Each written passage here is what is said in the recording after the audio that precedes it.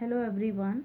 Today I will explain history chapter number 5 when people rebel 1857 and after, जब लोगों ने विद्रोह किया था 1857 में और उसके बाद. Now first of all I will explain policies and the people कि ब्रिटिशर ने क्या क्या पॉलिसीज़ बनाई थी ईस्ट इंडिया कंपनी ने, और कैसे वो जो पॉलिसीज़ थी वो किंग क्वीन जो पीजेंट्स थे लैंडलॉर्ड थे ट्राइबल सोल्जर्स उससे कैसे कैसे डिफरेंट डिफरेंट वे से इफ़ेक्ट हुए थे. तो नवाब लूज़ देयर पावर, जो नवाब थे उन्होंने अपनी पावर को गवा दिया था. धीरे धीरे उनकी जो अथॉरिटी थी वे उनसे छीन ली गई थी. ठीक है. तो जो रूलिंग पार्टी थी काफ़ी ज़्यादा उनको क्या कर दिया गया था, उनकी नवाबी उनसे छीन ली गई थी. फॉर एग्ज़ाम्पल रानी लक्ष्मी भाई जो जिन्होंने एक सन को अडॉप्ट किया था, तो ब्रिटिशर ने एक रूल बनाया था कि अडॉप्टेड सन को उनकी जो वेल्थ है उसमें कोई हक नहीं मिलेगा. तो एक ये कारण था रानी लक्ष्मी भाई का अंग्रेज़ों से ग्रजेस का या विद्रोह का. और नंबर 2 था जो पेशवा बालाजी राव थे, उनके जो अडॉप्टेड सन थे. ठीक है. तो उनको भी मानने से इनकार कर दिया था ब्रिटिशर ने. और कंपनी ने जो यहाँ के जो नवाब थे उनकी जो मिलिट्री पावर था उनको भी कम कर दिया था. और जो अवध थी वो लास्ट टेरिटरी थी जिसको उन्होंने एनेक्स किया था, अपने मिलाया था टेरिटरीज़ में. इसके बाद सब्सिडरी अप्लायंस इम्पोज्ड किया गया अवध में. ठीक है. तो सारा जो चार्ज था वो ब्रिटिशर के द्वारा ले लिया गया. तो जो ब्रिटिश गवर्नर जनरल थे उस टाइम पे लॉर्ड डलहौजी, उन्होंने डिक्लेयर किया था कि governor general Dalhousie declared that territories was being misgoverned the end British rule was needed to ensure. और ब्रिटिशर जो हैं उनको इंडिया में जो एडमिनिस्ट्रेशन करना है प्रॉपर उसकी ज़रूरत है. Now the company even began to pay how to bring the Mughal dynasty to an end. Company अब चाहती थी कि मुगल डायनेस्टी का ख़त्म हो जाए.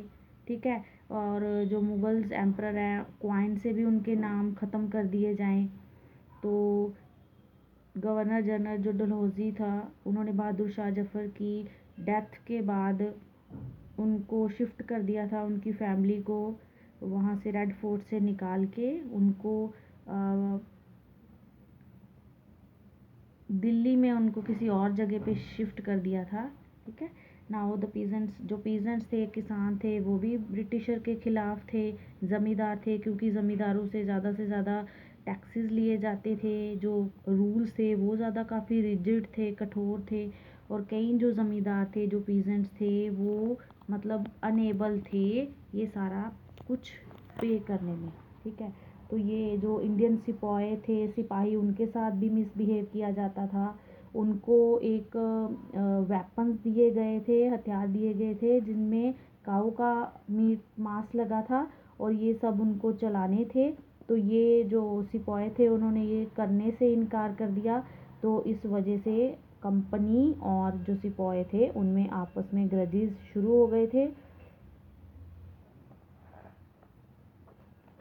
Now response to reform. अभी जो ब्रिटिशर थे वो चाहते थे कि जो इंडियन सोसाइटी है उसमें रिफॉर्म लेके आ जाए, नए नए रूल्स पास किए जाएं. उन्होंने ब्रिटिशर ने देखा था कि लोग सुपरस्टिशियस हैं, वो सती प्रथा को रीमैरिज को क्या करते हैं इनकरेज नहीं करते थे. सती प्रथा थी उस टाइम पे, इसलिए ब्रिटिशर ने इंडिया में इंग्लिश लैंग्वेज को ज़्यादा प्रमोट किया था. ठीक है. तो कंपनी ने क्रिश्चियन जो मिशनरी था उनको अलाउ किया था कि वो यहाँ पे इंग्लिश एजुकेशन को प्रोत्साहन करें. ठीक है. और now through the I of the people, लोगों की नज़रों में कैसा था उस टाइम का जो सिनेरियो था. A mutiny became a public rebellion. Mutiny means होता है when soldiers as a group disobey their off, मतलब जब जो सिपाही हैं वो डिसोबे कर दें कंपनी के रूल्स को मानने में। तो जो ये स्ट्रगल शुरू हुआ था ये इस वजह से हुआ था कि rulers and ruled are not unusual, sometimes such struggle became quite wider spread। कितना पॉपुलर हो जाता है कि जगह जगह पे ये फैल जाता है। काफ़ी लोगों ने जो थे वो ब्रिटिशर थे, डिससेटिस्फाइड थे और वो चाहते थे कि ब्रिटिशर को बाहर निकाल दिया जाए उनके कंट्री से। तो ये जो सारा था एक मैसिव ये रिबेलियन था, ठीक है। ये स्टार्ट हुआ था 1857 में, ठीक है। और ये जो सिपाही थे ये मेरठ में इकट्ठे हुए थे एक लार्ज नंबर्स में, ठीक है। तो काफ़ी ज़्यादा आर्म्ड फोर्स के साथ ये इकट्ठे हुए थे, वेपन्स के साथ। अभी मेरठ से ये स्टार्ट हुआ था। तो ये मेरठ से दिल्ली में कैसे गया? ऑन 29 मार्च एक यंग सोल्जर्स जो थे मंगल पांडे, उनको फांसी पे लटका दिया गया था क्योंकि उन्होंने अटैक किया था बैरकपुर में एक किसी ऑफिसर्स को। तो इस वजह से जो सिपाही थे वो इकट्ठे हुए थे क्योंकि उनको एक कार्ट्रिज दिया गया था, वेपन दिया गया था जिसमें कि काऊ का मांस लगा हुआ था, काऊ का फैट लगा हुआ था और उन्होंने वो यूज़ करने से मना कर दिया था। इस वजह से ये लड़ाई शुरू हुई थी। तो 85 सिपाही जो थे उनको डिसमिस कर दिया गया उनकी जॉब से और उनको 10 साल के लिए जेल भेज दिया गया। तो इन सब के विरोध में ये सभी इकट्ठे हुए थे और ब्रिटिशर ने उनको फिरंगी घोषित किया था, मतलब ब्रिटिशर के खिलाफ। तो अभी जो सिपाही थे वो मेरठ में रात को निकले थे, अपने काफ़ी ज़्यादा सोल्जर्स के साथ निकले थे, उनके पास वेपन्स भी थे और वो कहाँ पे चले गए? पैदल वो दिल्ली चले गए और दिल्ली में उन्होंने जो बहादुर शाह जफ़र था रेड फोर्ट में, वहाँ जाके उन्होंने बहादुर शाह से क्या किया? रिक्वेस्ट की कि वो उनका लीडर बने, ठीक है, उनका प्रतिनिधित्व करे। तो जो एजिंग एम्परर थे उन्होंने उनकी डिमांड को एक्सेप्ट कर लिया था। उन्होंने एक लेटर लिखी थी जो दूसरे चीफ्स थे और रूलर्स थे कंट्री में उनको कि ऑर्गेनाइज होने के लिए और ब्रिटिशर को देश से बाहर निकालने के लिए। जो मुग़ल डायनेस्टी थी वो रूल करती थी काफ़ी ज़्यादा पार्ट्स में।